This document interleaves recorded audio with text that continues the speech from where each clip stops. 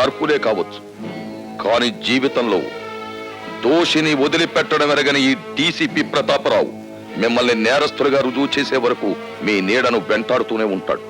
గుర్తుంచుకోండి. అండి ఈ డీసీపీ గారు కొంప మీదకి తెస్తాడేమోనండి. నువ్వు అనుమానాలతో టైం వేస్ట్ చేయకు. ఆ చచ్చిపోయిన ఇంజనీర్ స్థానంలో వెంటనే మన మనిషిని అపాయింట్ చేయాలి.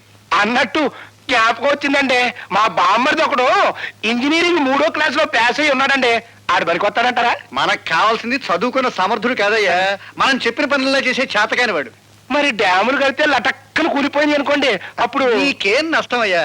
ప్రభుత్వానికి నష్టం, ప్రజలకు నష్టం. ఇంకా మాట్లాడేవంటే ఆ సీట్లోకి రావాల్సిన తెలివైన కత్తి లాంటి కుర్రాడికి నష్టం. అవునులేండి, ఆ నష్ట జాతకుడి గురించి మనకెందుకు. ఏమయ్యా, ఇంతకీ ఆ నష్ట జాతకుడు ఎవడంటావు? తమ్ముడు టిఫిన్ టైంకి ఎలా వస్తాన్నాడు, ఇంకా రాలేదేమిటి? ఎప్పుడు అన్నమాట తప్పడే. You are correct.